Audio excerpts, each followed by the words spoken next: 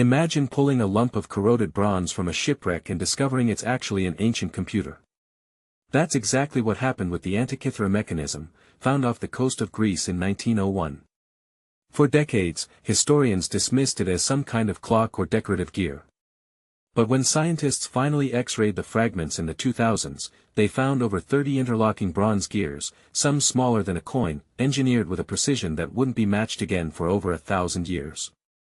This device could predict solar and lunar eclipses, track the phases of the moon, and even calculate the timing of the ancient Olympic Games. It was built around 100 BC, likely by Greek astronomers who understood planetary motion better than anyone realized. The technology to build something this complex simply vanished from history, only to resurface in Europe during the Renaissance. Somewhere between ancient Greece and the modern world, an entire branch of mechanical genius was lost, buried at the bottom of the sea for 2,000 years. Now picture concrete that gets stronger the longer it sits in the ocean. That's not science fiction, it's Roman engineering. Roman harbors, built more than 2,000 years ago, are still standing today, battered by waves and salt water that would crumble modern concrete within decades. Researchers studying samples from Italy discovered something wild. When seawater seeped into tiny cracks in the concrete, it reacted with volcanic ash and lime inside the mixture, growing new mineral crystals that actually sealed the damage. In other words, Roman concrete healed itself. Modern concrete, by contrast, relies on steel reinforcement that rusts and expands when water gets in, eventually cracking the structure apart from the inside. Engineers today are trying to reverse engineer the Roman formula, hoping to build seawalls and bridges that could last centuries instead of decades. It's a strange twist of history. The ancient world may have quietly solved a problem that modern materials science is still struggling with. Here's a mystery that still divides archaeologists. In 1938, near Baghdad, a small clay pot was unearthed containing a copper cylinder and an iron rod, sealed with asphalt. At first glance, it looked like nothing special. But when researchers realized the components resembled a simple battery, the debate exploded. Fill the jar with an acidic liquid like vinegar or grape juice, and it can actually generate a small electric charge, somewhere around 1 to 2 volts. Dated to roughly 200 BC, long before Alessandro Volta invented the modern battery in 1800, the so-called Baghdad battery raises an unsettling question. Did ancient Mesopotamians understand electricity almost 2,000 years before Europe did? Some historians argue it was used for electroplating, coating cheap metal with gold or silver to make jewelry look more valuable. Others think it had a purely ritual purpose. Either way, nobody has definitively explained why a 2,000-year-old jar looks suspiciously like a science class experiment. Everyone has heard of the Great Library of Alexandria burning down, but here's the twist most people miss. It probably wasn't one dramatic fire that destroyed it. It was a slow, centuries-long bleeding of knowledge. Julius Caesar accidentally set fire to part of the harbor in 48 BC, which likely damaged some scrolls. But the library kept functioning for decades afterward. Later, funding dried up, scholars left, and the collection shrank piece by piece through neglect, political turmoil, and repeated smaller conflicts, rather than a single catastrophic blaze. At its peak, the library may have held somewhere between 40,000 and 400,000 scrolls, covering mathematics, medicine, astronomy, and philosophy from across the ancient world. Entire works of Aristotle, lost plays, and early scientific theories vanished simply because nobody had the resources to keep copying them by hand. The real tragedy isn't a fire.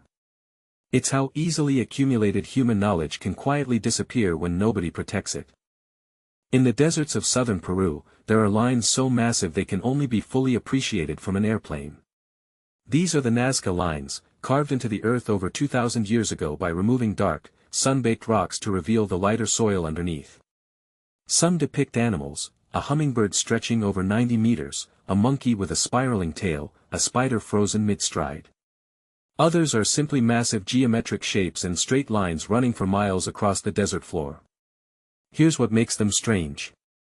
The Nazca people who created them had no aircraft, no hot air balloons, nothing that could lift them high enough to see the full designs. So why build enormous images meant to be seen from the sky? Some researchers believe the lines were part of rituals to summon rain, walked as ceremonial paths by ancient priests. Others suggest they were markers pointing toward underground water sources. Whatever the answer, the desert wind has preserved these mysterious lines for 2 millennia, almost untouched. The ancient Egyptians created a color that shouldn't have been possible with the technology of their time. It's called Egyptian blue, and it's considered the first synthetic pigment ever made by humans, dating back roughly 4,500 years. Egyptian chemists, essentially the earliest chemists in history, heated sand, copper, and limestone together at scorching temperatures to produce a brilliant, stable blue that decorated tombs, statues, and the skin of pharaohs in artwork. But here's the part that stunned modern scientists. Egyptian blue emits infrared radiation invisible to the human eye.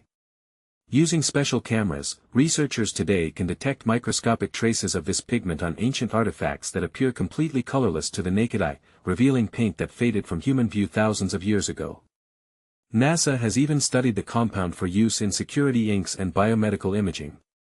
It's a strange thought, a color designed to please the eyes of the pharaohs might now help detect forged banknotes or map human tissue in modern hospitals.